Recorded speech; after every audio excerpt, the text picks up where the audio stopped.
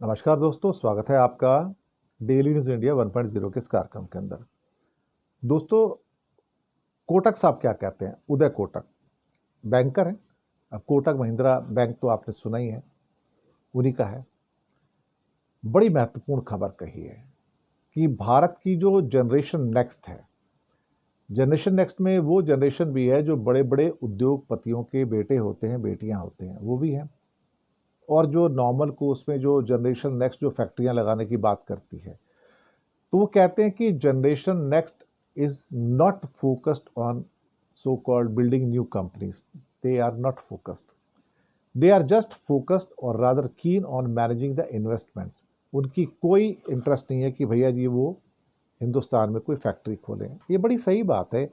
वो तो ट्रम्प साहब भी कहते हैं कि इंडिया में बिजनेस करना इम्पॉसिबल है, इंडिया टैरिफ किंग है। वो इतने टैक्स मारता है कि बिजनेस किल हो जाता है। वहाँ पे गुस्सा हो रहे हैं मस्क के ऊपर कि तू अपनी फैक्ट्री इंडिया में क्यों लगाने जा रहा है। इंडिया की ये हैसियत नहीं है, इंडिया की औकात नहीं है कि वहाँ पे फैक्ट्री लगाई जाए। ये ट्रम्प साहब का इलॉन मस्क को कहना है कि इंडिया में जाके तू मर जाएगा, वहाँ फैक्ट्री मत खोल। वो इस कंट्री इस लायक नहीं कि वहाँ जाके बिजनेस किया जा सके। ये तो ट्रम्प साहब इंडिया के बारे में कहते हैं, हालांकि फिर भी यहाँ बिजनेस तो चलते ही हैं। अब कोटक साहब ने इस बात को कंफर्म कर दिया कि भैया इंडिया की जो जनरेशन नेक्स्ट है, ये जो मॉडर्न जनरेशन है, इसका फैक्ट्रियां खोलने में कोई इंटरेस्ट नहीं है। क्योंकि उनको पता है कि 70 आदमी ऐसे होंगे जो गवर्नमेंट के इंस्पेक्टर होंगे, कटोरा लेके आपके पास आएंगे और हर महीना रिश्वत मांगेंगे। वो रिश्वत कहाँ से देंगे?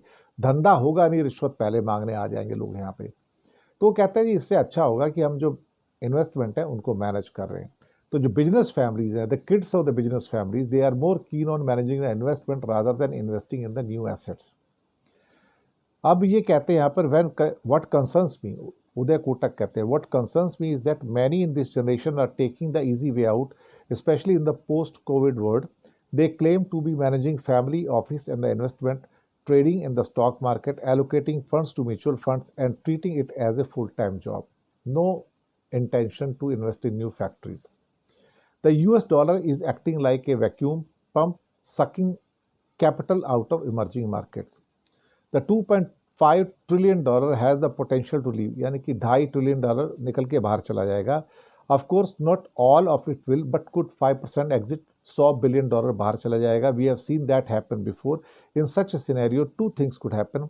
आरबीआई डेप्लीट्स इट्स रिजर्व्स और the rupee weakens. I believe we could see the mix of both the things. उनका कहना है कि भैया जी नई जनरेशन जो है वो तो कुछ करना नहीं चाहती, उनको फैक्ट्री नहीं खोलनी है। वो दुखी हो चुके हैं इंडिया के सिस्टम से। और वो उसके बारे में तो ट्रम्प साहब ने भी कहा, आपको तो पता ही है, ट्रम्प साहब ने कह दिया कि इंडिया में बिजनेस करना इम्पॉसिबल है। और मस्क के साथ भी उनकी लड़ाई चल रही है, भाई तुम इंडिया में क्यों जा रहे हो, क्यों फैक्ट्री खोलना चाहते हो, बनी बनाई चीज़ बेच दो ना उनको, बात खत्म हो गई। तो ये सारी की सारी जो चीज़ें कही गई हैं उदय कोटक के द्वारा कि generation next is not focused on building assets और factories, they are just keen on managing the investment and earn money out of that one. As simple, बिना कुछ किए, ताकि यहाँ पर कोई कटोरा लेके आपके पास नहीं आए कि हमको रिश्वत दो। शुक्रिया आपका।